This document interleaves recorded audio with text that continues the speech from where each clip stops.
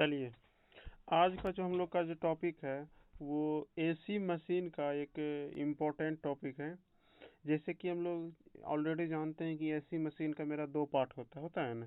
First मेरा क्या होता है फर्स्ट होता है मेरा इंडक्शन मशीन, जिसमें हम लोग जानते हैं कि इंडक्शन जनरेटर और इंडक्शन मोटर हम लोग पढ़ लें। फिर मेरा सेकेंड पार्ट जो होता है वो मेरा सिंक्रोनस मशीन। सिंक्रोनस मशीन का भी मेरा दो पार्ट होगा। फिर यहाँ पे एक होता है मेरा सिंक्रोनस जनरेटर और सेकेंड होगा मेरा सिंक्रोनस मोटर। तो यहाँ पर हम लोग सिंक्रोनस मशीन का एक सिंक्रोनस जनरेटर वाला पार्ट यानी अल्टरनेटर को हम लोग देखने वाले हैं। ठीक है, तो अब हम लोग यहाँ से स्टार्ट करते हैं। Synchronous generator, synchronous generator actually में है ना एक, जैसे हम लोग डीसी मशीन डीसी जनरेटर पढ़े हैं, सेम उसी के जैसा मेरा सेम एज यूजुअल कंस्ट्रक्शन है। ठीक है, तो अब कुछ भी इसमें डिफरेंस रहता है, थोड़ा डिफरेंस रहता है, उसको हम लोग यहाँ पर स्टडी करेंगे कैसे क्या रहता है। तो सिंपली मेरा सिंक्रोनस जनरेटर जो है ना, इसका भी मेरा दो पार्ट होता है। जैसे वहाँ पे होता था स्टेटर और रोटर, सेमली यहाँ पर भी सिंक्रोनस जनरेटर का भी मेरा दो पार्ट होगा। एक होगा स्टेटर और सेकंड होगा मेरा रोटर। स्टेटर जो होगा, यहाँ पे स्टेटर पे हम लोग आर्मेचर वाइंडिंग रखेंगे। क्या रखेंगे? स्टेटर पे हम लोग आर्मेचर वाइंडिंग रखेंगे और रोटर पे हम लोग फील्ड वाइंडिंग को रखेंगे। क्लियर है? जस्ट उसका डीसी जनरेटर में जैसे था ना, जस्ट उसका अपोजिट यहाँ पे हम लोग करते हैं। ठीक है, मतलब सिंक्रोनस जनरेटर के केस में हम लोग स्टेटर पे दे देते हैं किसको? आर्मेचर वाइंडिंग को, और मेरा रोटर पे देते हैं फील्ड वाइंडिंग को। तो अब हमारा ऑपरेटिंग कैसे करता है? जैसे फील्ड वाइंडिंग है, फील्ड पे मेरा वाइंडिंग किया हुआ है, तो हम लोग करते क्या है, बाय द एक्सटर्नल मीन्स, मतलब उसके सॉफ्ट पर ही, जनरेटर के सॉफ्ट पर ही हम लोग क्या करते हैं, एक अलग से हम लोग एक्साइटर को इंस्टॉल कर लेते हैं, जो कि जनरली मेरा डीसी जनरेटर यानी डीसी शंट जनरेटर या फिर डीसी कंपाउंड जनरेटर मेरा होता है। तो उसको हम लोग इंस्टॉल कर लेते हैं। उसके हेल्प से जनरेटर के फील्ड वाइंडिंग को हम लोग एक्साइट करते हैं, मतलब उसको एक्साइट सप्लाई दिए, करंट सप्लाई किए उसको, तो फील्ड को सप्लाई दिए, तो वहाँ से हम लोग समझ सकते हैं वहाँ उसका फील्ड प्रोड्यूस होगा। क्योंकि मेरा रोटर पे क्या है, वाइंडिंग है, तो वहाँ से फील्ड प्रोड्यूस होगा। जब मेरा फील्ड प्रोड्यूस होता है तो उसको हम लोग with the help of prime mover के हेल्प से उसको सिंक्रोनस स्पीड पे रन करवाते हैं। किसको? मैग्नेटिक फील्ड को, जो मेरा प्रोड्यूस हुआ है। मतलब जो मेरा मैग्नेटिक फील्ड प्रोड्यूस हुआ उसको हम लोग सिंक्रोनस स्पीड पे रन करवा रहे हैं। और हम लोग ये समझ रहे हैं कि मेरा स्टेटर पे क्या है, मेरा स्टेटर पे मेरा कंडक्टर रखा हुआ है, स्टेशनरी है। स्टेटर पे जो कंडक्टर है वो मेरा स्टेशनरी सिचुएशन में है, जबकि रोटर के मैग्नेटिक फील्ड को हम लोग सिंक्रोनस स्पीड पे रोटेट करवा चुके हैं। तो क्या होगा? Faraday's law of electromagnetic induction क्या कहता है? मेरा यही ना कह रहा है कि मेरा कंडक्टर है, एक कंडक्टर रखा हुआ है, या फिर कुछ भी हो, कंडक्टर हो या मेरा मैग्नेटिक फील्ड हो, दोनों के बीच मेरा रिलेटिव मोशन हो। यदि रिलेटिव मोशन दोनों के बीच हो रहा है तो मेरा वहाँ पे ईएमएफ इंड्यूस्ड होगा। तो यहाँ पे मेरा फील्ड रोटेट कर रहा है, यानी फील्ड मोशन में है मेरा, लेकिन मेरा कंडक्टर क्या है? स्टेशनरी है। तो इस केस में मेरा क्या हो जाएगा? ईएमएफ इंड्यूस्ड हो जाएगा। कहाँ पे? स्टेटर के कंडक्टर पे, जहाँ पे मेरा आर्मेचर वाइंडिंग किया हुआ है। इलेक्ट्रोमैग्नेटिक इंडक्शन से ईएमएफ इंड्यूस्ड होगा ना, तो यह यहाँ पे ईएमएफ इंड्यूस्ड हो जाता है। फिर उसको हम लोग आउटपुट ले लेते हैं, वहाँ से करंट ले लेते हैं आउटपुट। तो एक बेसिक प्रिंसिपल समझ सकते हैं, ऐसे होता है मेरा जनरेटर जो मेरा वर्क कर रहा है। एक मतलब सिंपली ओवरव्यू देख सकते हैं ना, तो सिंक्रोनस जनरेटर मेरा क्या एक बेसिक प्रिंसिपल इलेक्ट्रोमैग्नेटिक इंडक्शन पे वर्क करता है मेरा। ठीक है, मतलब जनरली हम लोग रोटर पे ही फील्ड वाइंडिंग रखते हैं, उसको ही एक्साइट करते हैं, फील्ड वाइंडिंग को एक्साइट करते हैं और उसको प्राइम मूवर से रोटेट करवाते हैं। बस सिंपली इतना याद रखना। तो ये मेरा सिंक्रोनस जनरेटर है। ठीक है, अब हम लोग इसको डिटेल से देखते जाएंगे, जो जो टर्म आएगा उसको सारे समझते चले जाएंगे। तो फर्स्ट ऑफ ऑल, जैसे कि हम लोग का क्या है, सिंक्रोनस जनरेटर और AC generator also known as alternator, इसको हम लोग अल्टरनेटर के भी नाम से जानते हैं। ठीक है, जिसका सिंक्रोनस स्पीड को हम लोग डिफाइन करते हैं 120F डिवाइडेड बाय P। ठीक है, एन एन एस क्या है मेरा? सिंक्रोनस स्पीड है रोटेशन पर मिनट एफ क्या है मेरा सप्लाई फ्रीक्वेंसी, जो मेरा फ्रीक्वेंसी है। उसके बाद क्या है, पी क्या है, नंबर ऑफ पोल्स है मेरा। तो ये एक्सप्रेशन को हम लोग याद रखेंगे, ठीक है। अब हम लोग कंस्ट्रक्शन पे आ जाते हैं। कंस्ट्रक्शन का यदि बात करें तो कोई भी मशीन का बात करते हैं ना, कोई भी जैसे जनरेटर या मोटर का कंस्ट्रक्शन का बात कर रहे हैं, तो उसमें सारे जनरेटर मोटर में मेरा दो पार्ट होता है, एक तो मेरा स्टेटर होता है, एक मेरा रोटर होता है। तो सेम यहाँ भी वही कंस्ट्रक्शन है मेरा, एक मेरा स्टेशनरी पार्ट है जिसको हम लोग स्टेटर का नाम दे दिए, और सेकेंड मेरा क्या है रोटेटिंग पार्ट है मेरा, उसको हम लोग रोटर का नाम दे दिए, ठीक है। तो यदि इसको हम लोग एक फिगर्स के माध्यम से समझना चाहें, एक मतलब कैसे होता है कंस्ट्रक्शन मेरा, जैसे कि समझ सकते हैं, मान लेते हैं ये बाहरी पार्ट है, इसको हम लोग स्टेटर बोल दिया, स्टेटर स्टेटर हो गया। और इसके भीतर में मेरा रोटर ऐसा कुछ होगा, रोटर, ठीक है। अब जैसे रोटर और स्टेटर हो गया, स्टेटर पे मेरा वाइंडिंग कौन सा रहेगा, जो भी वाइंडिंग है हम लोग समझ रहे हैं, स्टेटर पे मेरा आर्मेचर वाइंडिंग रहता है, स्टेटर पे मेरा आर्मेचर वाइंडिंग किया हुआ है, ठीक है। और मेरा रोटर पर जो होता है ना, रोटर पे मेरा फील्ड वाइंडिंग रहता है, मतलब वहाँ पे फील्ड प्रोड्यूस हम लोग करते हैं, किसी एनी हो हमको फील्ड प्रोड्यूस करना है, तो मेरा रोटर पे क्या है फील्ड वाइंडिंग ऐसा कुछ रहता है। उसके बाद और दोनों के बीच मेरा क्या रहेगा, ये एयर गैप मेरा कुछ है बीच में, एयर गैप रहेगा ना मेरा कुछ। तो ये मेरा सिंपली इस टाइप का कंस्ट्रक्शन है। वो अलग बात है, मेरा रोटर का अलग अलग टाइप्स होता है, तो उसके लिए अलग अलग मेरा कंस्ट्रक्शन होते चला जाता है, वो हम लोग आगे अभी देखेंगे। तो सिंपली मेरा क्या था स्टेटर और रोटर का कंस्ट्रक्शन। तो स्टेटर का जो मेरा फ्रेम होता है, कि स्टेटर का फ्रेम हो गया, स्टेटर का कोर हो गया, और मेरा डिस्ट्रीब्यूटेड वाइंडिंग, मेरा स्टेटर पर जो वाइंडिंग पुट करेंगे, जो मेरा अल्टरनेटर रहेगा उसका जो स्टेटर रहेगा, स्टेटर पर जो हम लोग वाइंडिंग पुट करेंगे वो मेरा डिस्ट्रीब्यूटेड वाइंडिंग ऑलवेज पुट करते हैं, ठीक है। Stator frame provide the support to the whole machine, जैसे स्टेटर का बाहरी फ्रेम जो मेरा रहता है क्या कर रहा है, वो मेरा पूरे मशीन को सपोर्ट कर रहा है।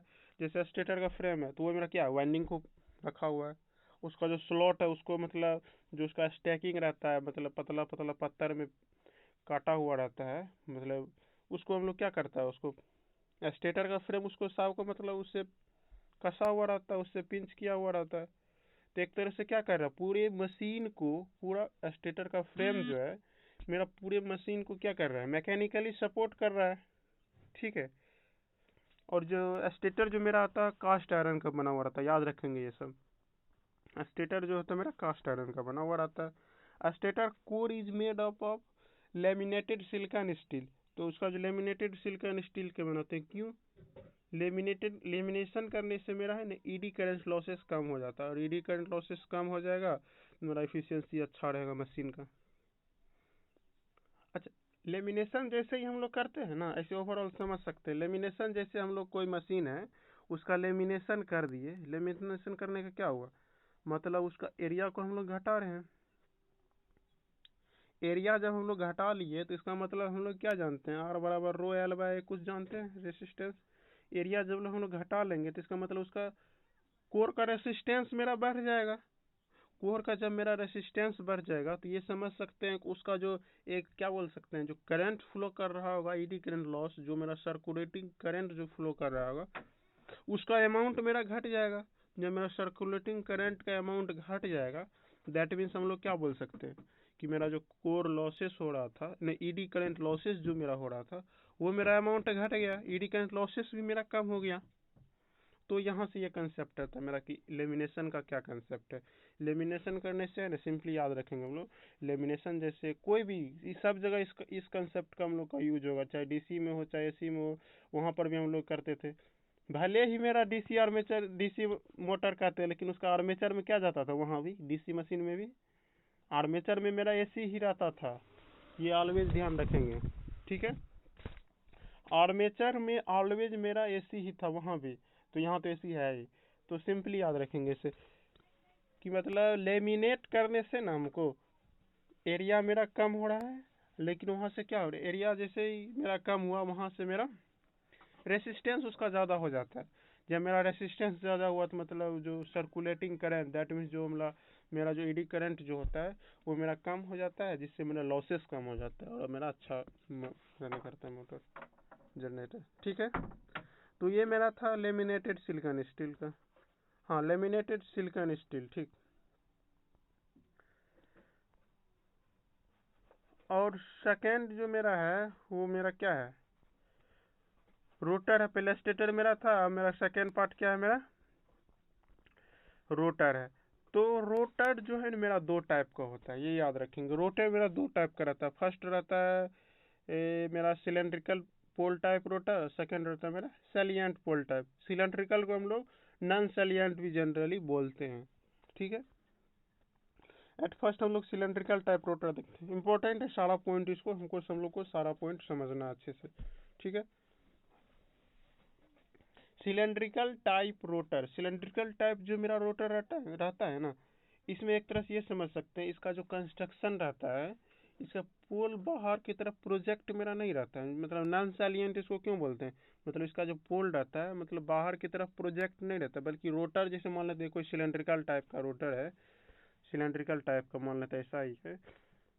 तो इसके मतलब क्या कर रहा है, इसके इनर मतलब इसके अंदर ही मेरा स्लॉट कर दिया गया, देख रहे हैं सारा जगह स्लॉट कर दिया गया है। इसके अंदर ही मेरा स्लॉट कर दिया गया और उसमें मेरा वाइंडिंग पुट कर दिया जाता, ठीक है। और उसपे मेरा वाइंडिंग पुट कर दिया, और मतलब रोटर के कुछ सरफेस को हम लोग ऐसे बिना वाइंडिंग मतलब छोड़ देते हैं, ऐसे अनस्लॉटेड छोड़ देते हैं। क्यों, जैसे रोटर का कुछ पार्ट को हम लोग अनस्लॉटेड छोड़ देते हैं, तो वो मेरा यहाँ पे पोल का वर्क कर रहा है। जैसे मेरा पोल का फंक्शन कर रहा था ना, कर रहा है ना, तो वो मेरा पोल का काम कर रहा है। तो इसको ऐसे समझ सकते हैं कि मतलब रोटर के ही पार्ट में हम लोग क्या कर रहे हैं, उसको स्लॉट में कट कर दिए, और स्लॉट में कट करके वहां से हम लोग वाइंडिंग कर दिए। तो वाइंडिंग कर दिए तो वहां से मेरा, और कुछ पार्ट को अनस्लॉटेड छोड़ दिया, मतलब उसमें स्लॉट ही नहीं किए, तो वो मेरा पोल का वर्क काम कर रहा है। तो इसमें ये याद रखेंगे 2/3 पार्ट जो है ना मेरा, 2/3 पार्ट वो मेरा स्लॉट के लिए छोड़ा जाता है, और 1/3 पार्ट जो है ना मेरा, वो मेरा पोल के लिए छोड़ा जाता है। ये याद रखेंगे, बहुत इंपॉर्टेंट है कि मेरा 2/3 पार्ट मेरा जो है स्लॉट के लिए करा जाता है, और मेरा 1/3 पार्ट पोल फॉर्मेशन के लिए छोड़ दिया जाता है।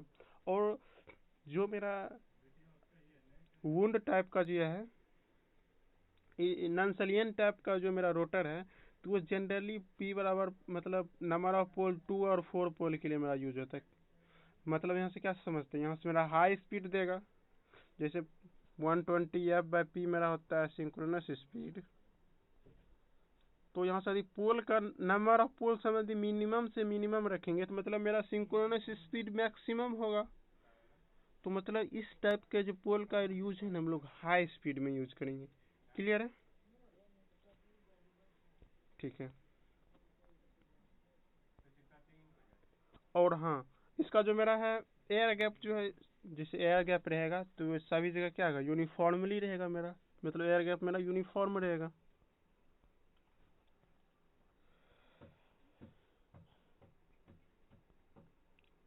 और जो मेरा जो सिलेंड्रिकल टाइप जो मेरा रोटर होता है ना, जो मेरा सिलेंड्रिकल टाइप रोटर होता है, उसका डायमीटर मेरा ज्यादा होता है, और मेरा एक्सियल लेंथ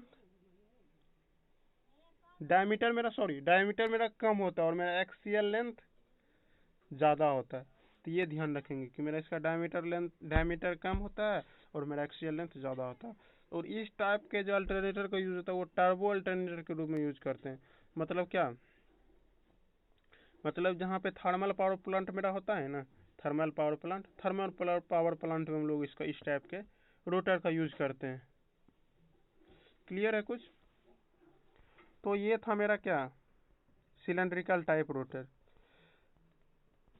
सेकेंड है मेरा सेम उसका, उसी के जैसा है मेरा सैलिएंट पोल रोटर। सैलिएंट पोल में क्या होता है मेरा, इसका जो पोल जो फॉर्मेशन रहेगा ये बाहर की तरफ मेरा प्रोजेक्ट रहेगा। मतलब पोल का जो फॉर्मेशन रहेगा ना, जैसे रोटर का बात करें, रोटर तो रोटर मान लेते हैं ऐसा है, तो इसमें पोल जो रहेगा मेरा बाहर की तरफ ऐसा कुछ रहेगा प्रोजेक्टेड। क्लियर है, कुछ कुछ क्लियर हो रहा होगा। मतलब इस टाइप के बाहर की तरफ प्रोजेक्ट रहेगा। तो यहाँ से हम लोग क्या क्या समझ सकते हैं, एयर गैप जो होगा अनइवन होगा, मतलब यूनिफॉर्मली एयर गैप नहीं होगा मेरा इस केस में। ये क्लियर हुआ। सेकंड जो मेरा है, यहाँ पे मेरा वाइंडिंग किया जाएगा सारे पोल में, सभी पोल में मेरा फील्ड वाइंडिंग जो रहेगा इसे वाइंडिंग किया जाएगा, ठीक है। और जो यहाँ पर जो मेरा होता है इस टाइप का जो मेरा अल्टरनेटर होगा उसका यूज जो है ना हम लोग हाइड्रो जनरेटर के रूप में करते हैं। हाइड्रो जनरेटर याद रखना है, हाइड्रो जनरेटर। हाइड्रो जनरेटर किसको बोलते हैं? हाइड्रो जनरेटर जो मेरा होता है ना कि जैसे मेरा हाइड्रो पावर प्लांट है, वहाँ पर जो मेरा जनरेटर होता है वाटर जैसे टरबाइन पे गिर रहा है, तो टरबाइन से कनेक्टेड मेरा जो वहाँ पे अल्टरनेटर होगा ना हाइड्रो पावर प्लांट के केस में, तो वो मेरा इस टाइप का रोटर होगा। कौन सा? Salient type rotor. क्लियर है? मतलब जो हाइड्रो पावर प्लांट होता है वहाँ पे मेरा सैलिएंट टाइप का अल्टरनेटर मेरा रहता है, ठीक है। तो ये मेरा हो गया।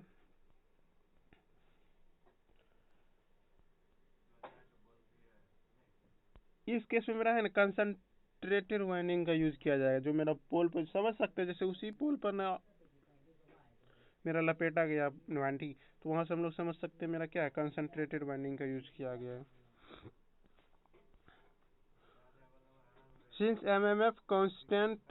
MMF is constant, therefore to obtain sinusoidal flux distribution reduce the reluctance is varied. The air gap in the middle of the pole is minimum and it goes on increase as one approaches to pole tip, ठीक है। For large number of poles, मतलब large number of poles के लिए हम लोग use करते हैं। इसका जो पोल जैसे बाहर की तरफ प्रोजेक्ट किया हुआ तो वहाँ से हम लोग समझ सकते हैं कि नंबर ऑफ पोल्स इसमें क्या है, ज़्यादा होगा। उस सिलेंड्रिकल टाइप रोटर से इसमें नंबर ऑफ पोल्स मेरा क्या होगा, ज़्यादा होगा। जब पोल नंबर ऑफ पोल्स मेरा जब ज़्यादा हो जाएगा तो वहाँ से हम लोग समझ सकते हैं कि लो स्पीड के लिए इसका यूज होगा, ठीक है। नेक्स्ट है कि मेरा इसका यूज हम लोग लार्ज डायमीटर और मेरा लेस एक्सियल लेंथ में करेंगे, ठीक है। मतलब समझ सकते हैं ना, जैसे ज़्यादा नंबर ऑफ पोल्स है तो उसको हमको रखना है, एकोमोडेट करना है, तो उसका मतलब क्या होगा, डायमीटर उसका लार्ज रहेगा तब ना, लार्ज डायमीटर रहेगा तब ना उसका नंबर ऑफ पोल्स मेरा ज़्यादा हो जाएगा। और इस टाइप का जो यूज जनरेटर का यूज जो हम लोग करते हैं उसको हाइड्रो जनरेटर के रूप में करते हैं, ठीक है। तो ये मेरा बेसिक एक स्टेटर था, एक मेरा रोटर था। स्टेटर में हम लोग समझ लिए पूरा फ्रेम सब के बारे में, उसका कंस्ट्रक्शन कैसे रहता है। और मेरा रोटर में हम लोग दो टाइप का रोटर पर है, एक पर सेलियन टाइप का रोटर, दूसरा पर हम लोग सिलेंड्रिकल टाइप का रोटर, ठीक है। सेलियन टाइप का पर है और दूसरा सिलेंड्रिकल टाइप का पर है, ठीक। तो सेलियन टाइप में हम लोग क्या पढ़े, सेलियंट टाइप का जो मेरा रोटर रहता है उसमें पोल मेरा बाहर की तरफ इंजेक्ट रहता है, बाहर की तरफ मेरा प्रोजेक्टेड रहता है। और इसमें एयर गैप मेरा अनइवन रहता है, मतलब यूनिफॉर्मली एयर गैप नहीं रहता है। और इसका डायमीटर जो है, इस केस में मेरा डायमीटर ज़्यादा होता है और एक्सियल लेंथ कम होता है। तो ये सारी पॉइंट था मेरा सेलियन टाइप का रोटर। जैसे उसी तरह मेरा सिलेंड्रिकल टाइप रोटर का यदि बात करें तो सिलेंड्रिकल टाइप का रोटर में पोल जो मेरा क्या होता है, उसके स्लॉट जो सिलेंड्रिकल रहता है उसमें स्लॉट पुट कट किया रहता है, उसी में मेरा क्या करते हैं, वाइंडिंग करते हैं। 2/3 पार्ट पे मेरा वाइंडिंग रहता है और मेरा 1/3 पार्ट पे पोल के लिए अनस्लॉटेड उसको छोड़ देते हैं, ठीक है। ये जनरली जो मेरा है ना 2 या 4 पोल के लिए यूज मेरा होता है। मतलब सिलेंड्रिकल टाइप का जो रोटर होगा वो मेरा क्या है, हाई स्पीड के लिए यूज होगा कुछ, क्योंकि नंबर ऑफ पोल्स मेरा क्या है वहाँ से कम है, ठीक है। तो ये और मेरा सिलेंड्रिकल टाइप का जो रोटर का यूज होगा वो टर्बो अल्टरनेटर के रूप में यूज होगा। मतलब जो थर्मल पावर प्लांट मेरा होगा वहाँ पे होगा। जैसे कि मेरा थर्मल पावर प्लांट में क्या होता है कि मेरा भाप जो आता है, भाप जो क्या किस पे देते हैं, टरबाइन पे देते हैं। और टरबाइन किससे मेरा कनेक्ट रहेगा, इसी टाइप के जैसे सिलेंड्रिकल टाइप का मेरा अल्टरनेटर रहता होगा, वहाँ से मेरा कनेक्टेड रहता है। फिर वो मेरा क्या करता है, टरबाइन उसको मैकेनिकल एनर्जी देता है, वहाँ से मेरा इलेक्ट्रिसिटी प्रोड्यूस होता है। तो मतलब वहाँ पे जो मेरा है टर्बो अल्टरनेटर के रूप में हम लोग सिलेंड्रिकल टाइप के अल्टरनेटर का यूज करते हैं। तो ये सारा था मेरा क्या, सिलेंड्रिकल टाइप का। और मतलब सिंपली हम लोग कंस्ट्रक्शन और इसको देख लिए। तो नेक्स्ट लेक्चर में जो है ना हम लोग, नेक्स्ट लेक्चर में हम लोग कुछ बेसिक फैक्टर सब वगैरह देखेंगे, जैसे पिच फैक्टर हो गया, कॉइल स्पैन हो गया, उसके बाद मेरा डिस्ट्रीब्यूशन फैक्टर हो गया, वो सब देखेंगे और उस पर कुछ न्यूमेरिकल करेंगे, ठीक है। चलिए मिलते हैं नेक्स्ट लेक्चर में। Thank you.